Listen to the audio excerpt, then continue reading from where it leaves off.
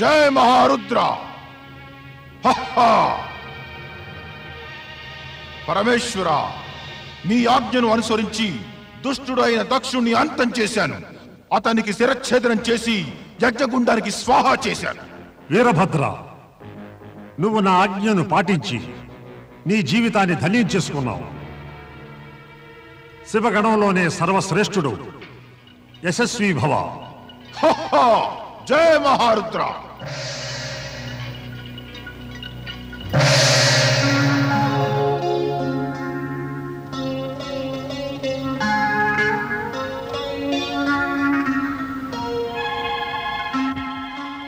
ఓం నమో భగవతే రుద్రాయ నమః.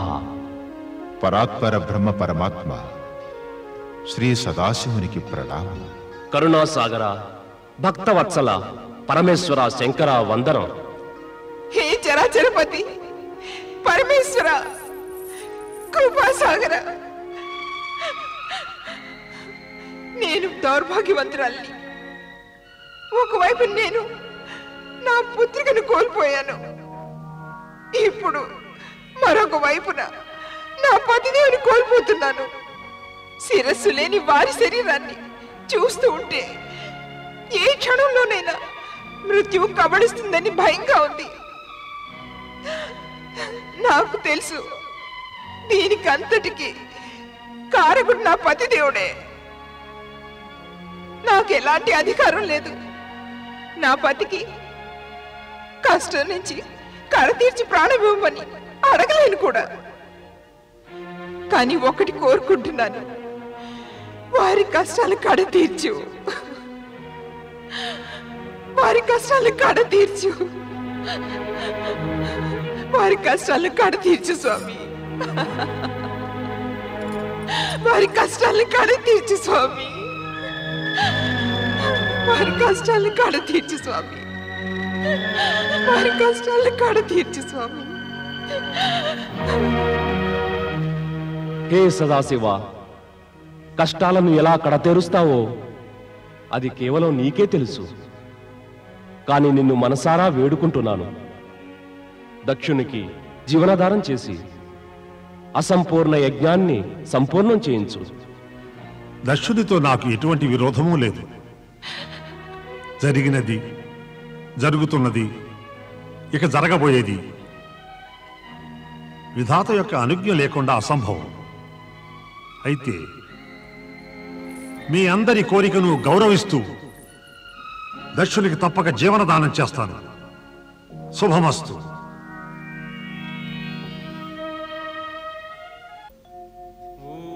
పతి వియోగంతో దుఃఖితురాలైన వీరిని పత్ని వియోగాన్ని తట్టుకోలేని శివుని వద్దకు వచ్చి తన మాంగళ్యాన్ని కాపాడమని వేడుకుంటుంది. దయాళుడైన శివుడు ఆమెకు అభయమిచ్చి ఆమె సౌభాగ్యాన్ని కాపాడే నిమిత్తం యజ్ఞభూమికి చేరుకుంటాడు.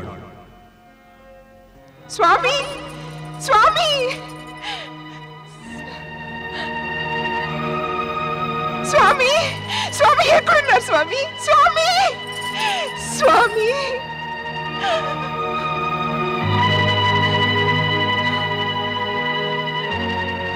స్వామి, ఏమిటిది? ఏమిటిది స్వామి? స్వామి,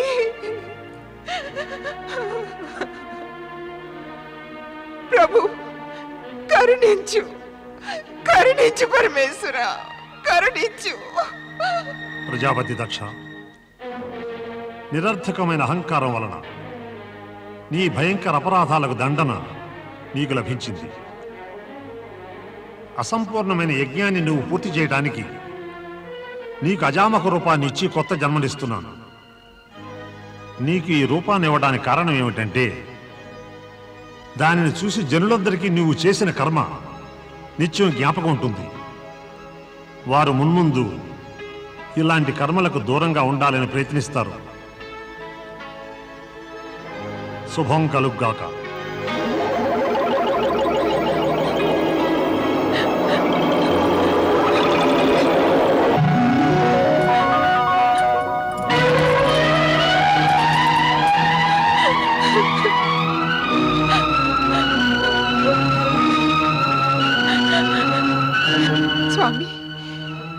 స్వామి మీరు పునర్జీవితులయ్యారు. నా జీవితం ధన్యమైంది. హే దేవాదిదేవ, హే మహాదేవ, హే పరమేశ్వర, నీవు నా వంటి నరాధమునికి జీవనదానం ఎందుకు ఇచ్చావు? ఎందుకు ఇచ్చావు ఈ జీవనదానం? దమనకాండను రేపిన ఈ దక్షుడు కిరాతకుడు ప్రభు, కిరాతకుడు. తన పుత్రికను అంతేకాక యజ్ఞఫలం పొందగోరిన వారిని హత్య చేశాడు. హే ప్రభు, ఈ దుష్టునికి, నీచునికి, కళంకితునికి నీవు పునర్జన్మనిచ్చావు. నీవు చేసిన ఈ ఉపకారానికి నేను జన్మ జన్మలకి నీకు కృతజ్ఞుడై ఉంటాను, కృతజ్ఞుడై ఉంటాను ప్రభు. దక్ష ప్రజాపతి, నేను నీకు సంపూర్ణ యజ్ఞ ఫలాన్ని ఇచ్చాను. ఇప్పుడు ఇక యజ్ఞాన్ని పూర్తి చేయి. ఓం నమః శివాయ. ఓం నమః శివాయ. ఓం నమః శివాయ. ఓం నమః శివాయ. ఓం నమః శివాయ.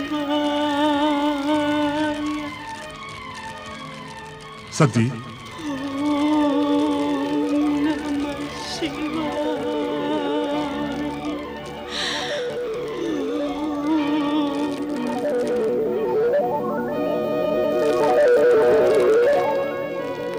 తన అర్ధాంగి అయిన సతీదేవిలో ఇక జీవం లేదన్న కఠోర సత్యాన్ని ఆ సదాశివుడు ఏమాత్రమూ అంగీకరించటానికి సుముఖంగా లేడు. సతీదేవి ప్రాణం అనంత వాయువుల్లో కలిసిపోయినా ఆమె ఇంకా జీవించే ఉందనుకోవటం ఒట్టి భ్రమే అని ఆ పరమేశ్వరునికి ఎవరు నచ్చ చెప్పగలరు?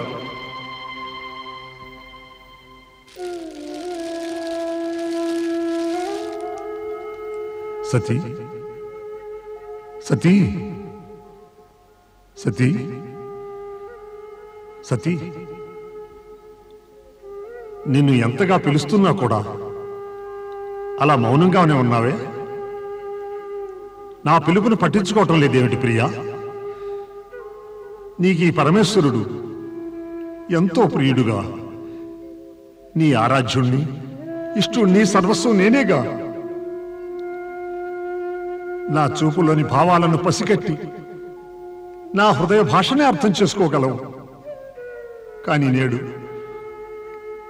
ఎంతటి మధుర స్వప్నానికి అంటున్నావో కానీ నా ఆక్రందన నీకేమాత్రం వినిపించటం లేదు. నవ్వుతున్నావా? నువ్వు నవ్వుతున్నావా? ఇంత మొరబెట్టుకుంటున్నా నువ్వు నవ్వుతున్నావా సతీ? ఎంత సముదాయించాను, హెచ్చరించాను కూడా. మనల్ని ఆహ్వానించకుండా వెడితే అగౌరవమే కాకుండా అవమానకరం కూడానండి. సూటిగా చెప్పాలంటే నీ పతికి విరోధి అతను.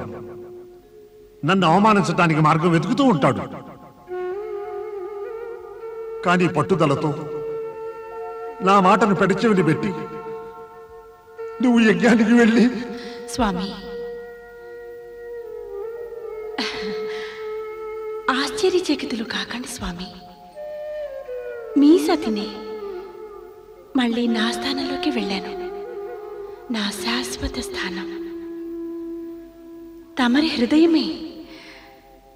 అవును స్వామి, మిమ్మల్ని అక్కడి నుండే పిలుస్తున్నాను. పిలుస్తున్నావా? కానీ నీ కళ్ళెందుకు తెరవవు ప్రియా? పద్మాల వంటి నీ కళ్ళల్లో నా ప్రతిబింబాన్ని ఎన్నిసార్లు చూసుకున్నాను. సతీ, చైతన్యం పొందు. నీ పూర్వ రూపంలో సాక్షాత్కరించు. స్వామి, ఆనాటి మీ మాటలని జ్ఞాపకం చేసుకోండి. మీ మనోనేత్రాలను తెరిచి చూడండి. ఇద్దరము సతీ శివులం, అభిన్నులము. ఒకే పరమతత్వం సాక్షాత్ పరబ్రహ్మమే. ఇందుకు బ్రహ్మాండమే సాక్షి.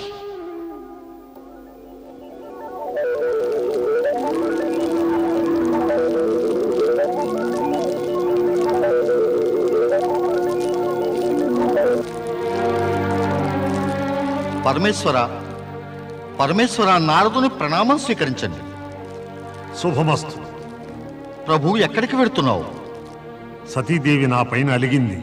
పరమేశ్వర, నువ్వేం మాట్లాడుతున్నావు? ఏ నిత్యం పత్నియే పతికి అండగా ఉండాలా? మరి పతి నా ప్రాణేశ్వరి అలిగినా సరే ఎప్పుడు వదలను. పరమేశ్వర, ఇంత జరిగినా కూడా వాస్తవికతను గ్రహించలేకపోతున్నావా? నువ్వు నా సమయాన్ని వృధా చేస్తున్నావు నారదా. నీ మాటలు వింటే సతి మరింత అలుగుతుంది. అలాకా? హే త్రికాలదర్శక, ప్రాణం లేని దేహం అలుగుతుందా చెప్పు. నారదా, పరమేశ్వర,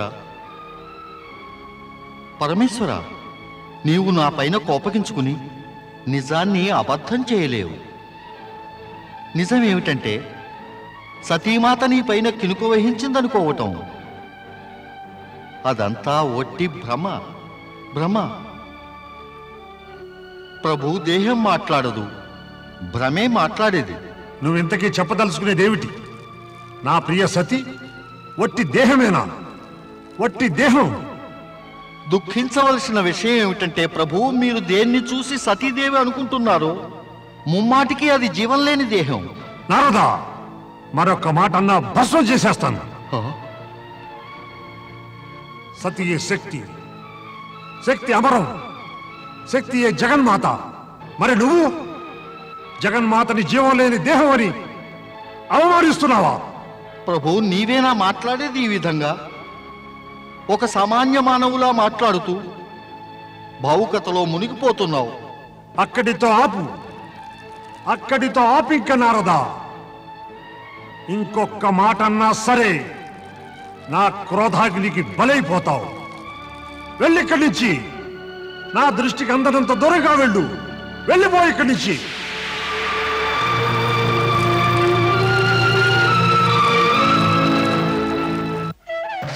మాతా సరస్వతి నమో నమః. బ్రహ్మదేవాయ నమః. బ్రహ్మదేవాయ నమో నమః.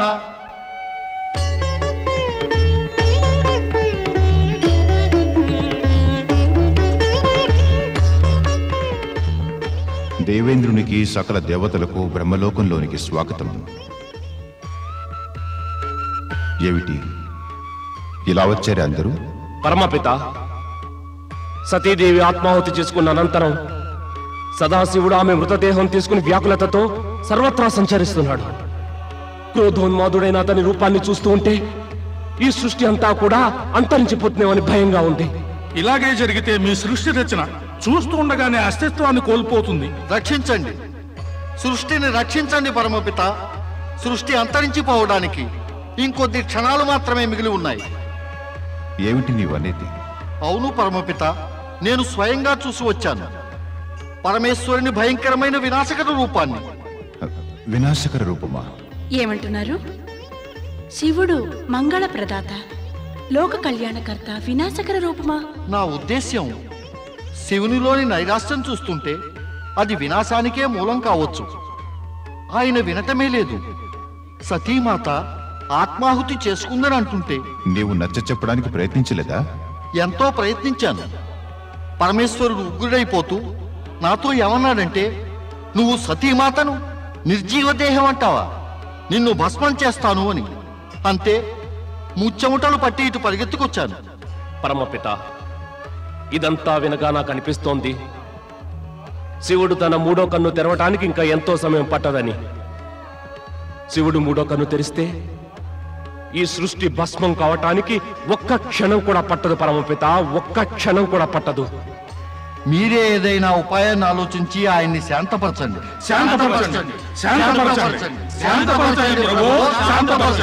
ఆగండి దేవతలారా, ఆగండి. ఇందుకు సరైన ఉపాయం శ్రీహరి వద్దే ఉంటుంది. పదండి, వెడతాము.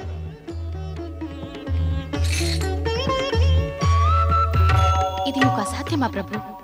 పరమేశ్వరుడైన సదాశివుణ్ణి ఈ వ్యామోహం నుండి విముక్తుని చేయటం అయితే మరి శివుడు సాక్షాత్తు జగత్తుకే అధిపతి, జ్ఞాన విజ్ఞానాల అధిష్ట దేవత. అతనికి చెప్పడం సాధ్యమా? దేవతలైనా సరే స్త్రీ పురుష రూపాలను పొంది పతిపత్నులైన తరువాత దాంపత్య జీవితాన్ని గడుపుతున్నప్పుడు వియోగం అంటే భరించలేని క్లిష్ట పరిస్థితి. శివుడు కూడా ఇలాగే అనుకుంటున్నాడేమో, తన అర్ధాంగి తనకు దూరమైపోయిందని. ఈ దుఃఖం సహించలేనిది కమల. జగదీశ్వర శ్రీహరి విష్ణుదేవ మహాదేవి మాతాశ్రీ లక్ష్మీ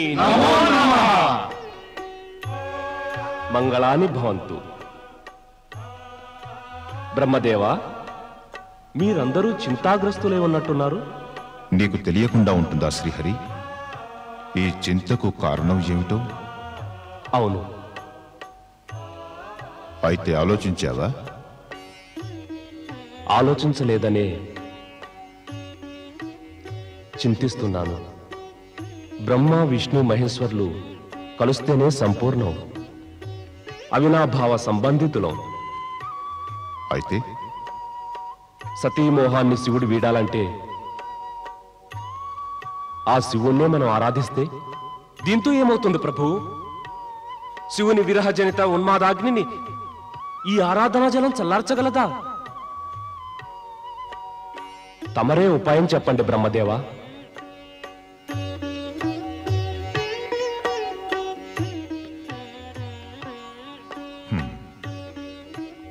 ఎంతగానో ఆలోచించాక ఒకే ఉపాయం మనసులో గోచరిస్తోంది. అయితే తెలపండి పరమపిత, శుభస్య శీఘ్రం. తప్పకుండా. కానీ అది సాధ్యమయ్యేది శ్రీహరి విష్ణుదేవుని ద్వారానే. అదేదో చెప్పండి. నీ సుదర్శన చక్రంతో సతీకాయాన్ని విచ్ఛేదనం చెయ్యాలి. ఏమిటి? అవును. శివుణ్ణి సతీమోహం నుండి దూరం చెయ్యాలంటే అది అవసరం.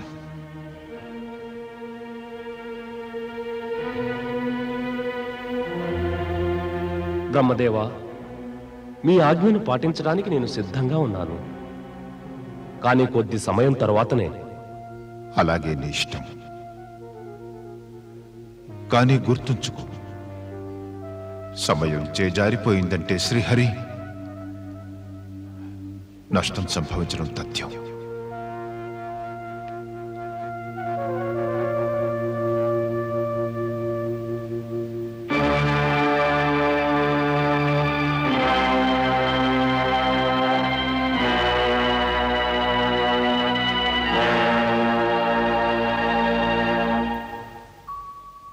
ఓం నమః శివాయ. ఓం నమః శివాయ. ఓం నమః శివాయ. ఓం నమః శివాయ. ఓం నమః శివాయ. ఓం నమః శివాయ. ఓం నమః శివాయ. ఓం నమః శివాయ.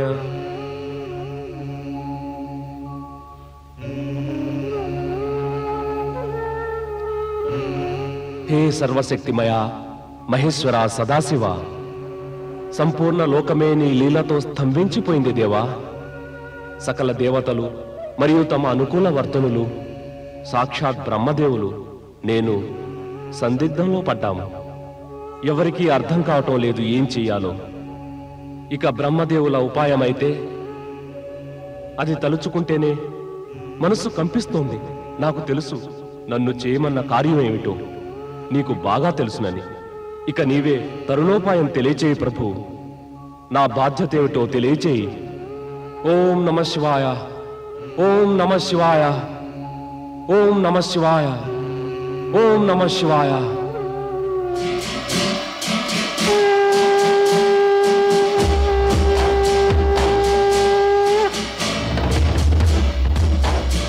శ్రీహరి విష్ణు సర్వ శివలీలల వెనుక ఉద్దేశం ఏదో ఉండనే ఉంటుంది. ఏ ప్రకారంగా అయితే నా స్వరూపంలో అనేక రూపాలు నిక్షిప్తమయ్యాయో అలాగే నేను తలపెట్టిన ప్రతి కార్యం వెనుక ఏదో ఒక ఉద్దేశం ఎప్పుడు దాగి ఉంటుంది. బ్రహ్మ విష్ణు ఇద్దరిలోనూ శివుని అంశ ప్రకాశిస్తోంది. అయితే లోక కళ్యాణార్థం నీవు ఏ కార్యం చేసినా అది నాకు సమ్మతమే శ్రీహరి. లోక పరిపాలకునిగా నీవు ఏమి చేసినా లోకహితాన్ని దృష్టిలో పెట్టుకునే చేయవలసి ఉంటుంది.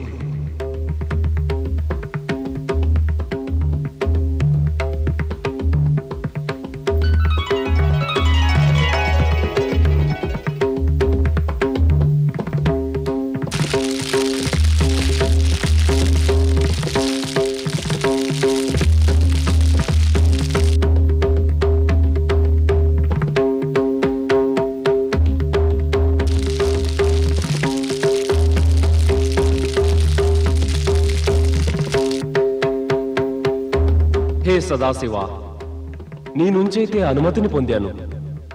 మరో మాట నివేదించుకోవాలి. ఈ సుదర్శన చక్రంతో సతీదేవి దేహ విచ్ఛిన్నం చేయటం సృష్టి సమృద్ధి రక్షణ కోసమే చేస్తున్నాను. సృష్టి సమృద్ధి యొక్క రక్షణ అంటే శివలీలను కొత్త రీతిలో తెలపడానికి మరో మార్గం. అనుమతించండి ప్రభు.